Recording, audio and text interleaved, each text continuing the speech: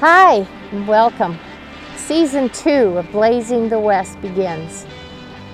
I'm Kathy Drew, owner and creative director of Interactive Entertainment, and I am blessed today to be in one of the most historical places in the United States, Marshall Gold Discovery Park in Coloma, California. It was right here in January of 1848 that gold was discovered. Today's story takes that into mind, but it's about a lady that you probably have never heard of.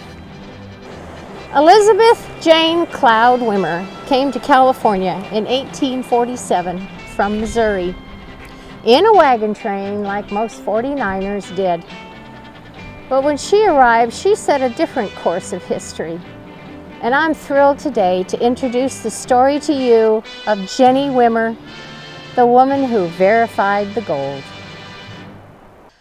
My name is Elizabeth Jane Jennie Cloud Wimmer, and I was born Elizabeth Jane Cloud in 1822 to my mother and father, Polly and Martin Cloud, in Virginia. My father was a prosperous tobacco planter there in Patrick County, but his connections with an unscrupulous partner caused his financial ruin. When I turned 15 years old in 1837, Father loaded our family up with what few possessions we had, and we headed to Lumpkin County, Georgia. He hoped to recover his losses by striking it rich in gold. Well, Papa sure enough found enough gold to get us a fresh start, and while he and my brother James were mining gold during the day, my mother and I earned income operating a boarding house for miners. But whenever I wasn't working the house, I had my own gold pan and was prospecting in the river. I had a real good eye for gold-bearing ore. In the early winter of 1838, weather was wetter and colder than usual, and there was a widespread illness among the miners. Since I was helping my mother care a lot for him, I unfortunately got seriously ill myself and almost died. A very young miner named Obadiah Buys spent a lot of time nursing me back to health, and we ended up falling in love and wanting to get married. My father said if I was going to get married, he was going to have to write a letter of consent and we'd have to go back to Virginia because I was underage. So we did on August 4th, 1838. In 1839, I gave birth to a daughter, and in the summer of 1840, Obadiah decided he didn't like gold panning anymore. Wanted to be a farmer. He heard that there was prime farmland in Missouri, so he come home one afternoon and said, "Jennie, why don't we just pack up our belongings, go to Missouri?" So we did. It was a journey where I once again came close to death. We were crossing the rain-swollen Mississippi River, and a log struck our plank ferry, causing it to capsize. There I was, tossing and turning in the muddy waters, holding on to my baby for dear life and trying to keep her head and mine above water. When I came up for a breath, I found the tail of one of the oxen to hold on to and keep from drowning, and he pulled us onto shore. When we finally arrived in Missouri, we found a small, wasted-away cottage that we rebuilt and called home. Within a few months, I was expecting our second child, and things were going very well for us. We had some really fine neighbors who had become good friends, Peter and Polly Harlan Wimmer. They had 5 children. We spent a lot of time talking about life outside of Missouri. In 1843, there was an epidemic of wasting fever, as some call it cholera, and both Polly Wimmer and my Obadiah caught it and died. Well, I guess Peter and I spent a lot of time in bereavement, and it really wasn't surprising that we got married the following year. Peter was more of a woodsman than a scholar, and only farmed because his wife and her father had wanted him to. His father-in-law was Captain George Harland, who had been reading Hastings' Immigrant Guide to California and was constantly talking about making that journey. Well, finally, in October of 1845, Captain Harland had assembled a wagon train to head west, and Peter and I and our 7 children combined were to be part of the 84 immigrants headed to California. After a bit over 6 months of exhausting and terrible travel, which I could spend hours telling you stories of our adventures, we arrived at Sutter's Fort November 15, 1846. We were ahead by 3 days of the folks on the Donna Reed party, who we heard were caught in a snowstorm while crossing the Sierra Nevada mountains. I was never so glad to have left Missouri when we did and not delay like the Donners had. The rescue party that was sent to save the 47 of the party, but the other 42 died. I cringed when I heard what those 42 people had endured. Soon after getting to Sutter's Fort, Peter and his 2 older boys went off to fight the Mexican War. The rest of us stayed behind and felt welcomed and loved in a fort that was famous for its hospitality to travelers. I was still very lonely without Peter, found myself cooking, washing clothes, and doing whatever I could to pass the time and make a living. My son Obie died and was the first child to be buried in the Sutter's Fort Cemetery.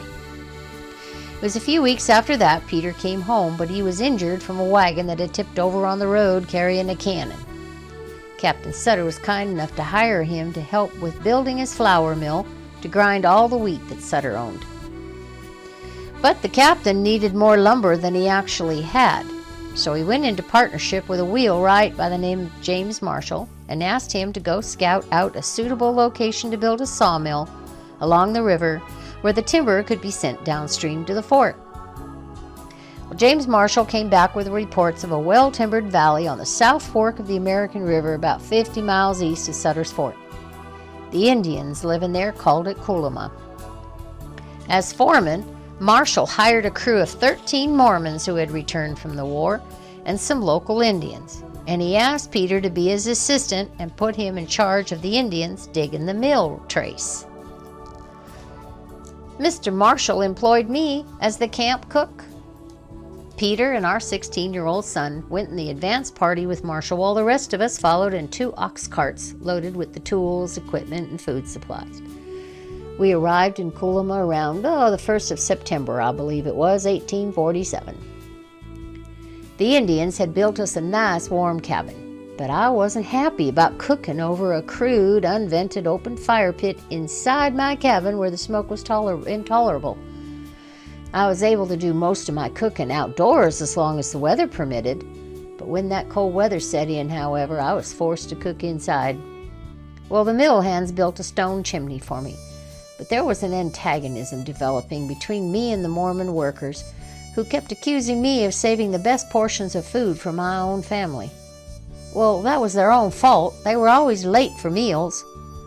When they didn't respond to my first call that Christmas Day, I told them I wasn't going to cook for them anymore. Well, I did give in and cooked a fine Christmas dinner, meat, bread, and both apple and pumpkin pies. But were they appreciative? One of them Mormons wrote a derogatory poem about me, which he read out loud to the other mill workers. On Christmas morning in bed she swore that she would cook for us no more, unless we come at the first call, for I am mistress of you all. I was vastly relieved when the Mormons built a cabin for themselves and took over doing their own cooking, especially since I'd become pregnant again. Benjamin Franklin Wimmer was born the following spring. When the mill race at Kulama was completed and tested, it was discovered that the foundations of the mill had been set too low. In order to deepen the water course running under the mill, Peter's crew excavated the channel with picks and shovels during the day, and at night they opened the gates of the forebay to allow the water to run through the ditch and wash away the sand and gravel. When James Marshal came to make his usual inspection of the mill race on the morning of January 24th, 1848, he was with Peter and our son Martin, and he saw something sparkling in the trace water. Now, Peter knew I was familiar with gold, and I'd been saying I had been seeing all these shiny specks all around the riverbank, and it had to be gold. But of course the other men would scoff and say, "What's a woman know about such matters? That's not our job." So I kept my mouth shut. But when Martin handed me that little pea nugget while I was making soap, I knew exactly what it was.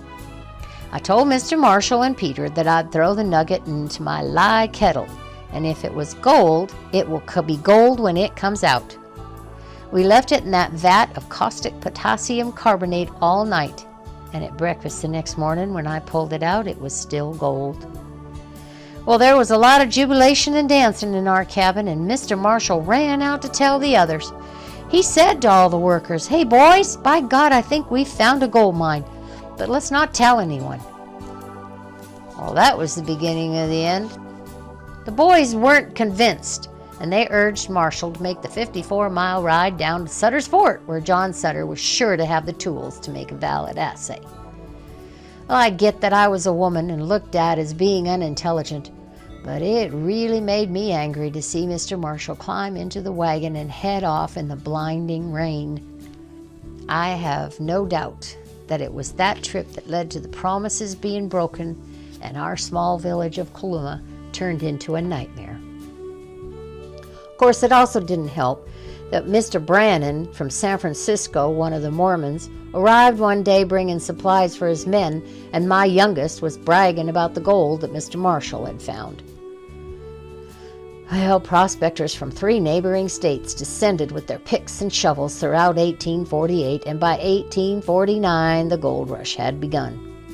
They began to be called 49ers, and of course towns started springing up, which were generally a few supply buildings. With the greed of gold came stealing and murder and neighbor fighting neighbor. Now Mr. Marshall was going to make a ring out of that pea-sized nugget, but with all the miners descending on his home and threatening him and begging him where the gold was, he decided to give the nugget to me, saying he wished he had listened to me and appreciated my experience more. But he was headed for the hills, literally for his life. When I was interviewed by the San Francisco Bulletin in 1874, I recalled having immediately recognized the small nugget that was brought to me by my son Martin on that fateful day back in 1848. I watched gold seekers arrive from Oregon to Hawaii and Chile to New York. So many people came in hopes of striking it rich, and they just piled up on each other down the river like snakes. Captain Sutter was forced to shut down his operations because he had no labor hands. 2/3 of his wheat crop went unharvested, and squatters started settling on his land, butchering his cattle and stealing his horses. Sutter's empire was gone with the wind. Peter and I left Coloma soon after gold was discovered and lived in several different locations in both southern and northern California. I gave testimony and depositions before the clerk of the Superior Court in San Diego in 1885 of the developments in those years, 1848 and 1849, because it seemed there was a discrepancy over who actually found the gold. I died peacefully not too long after that in 1885.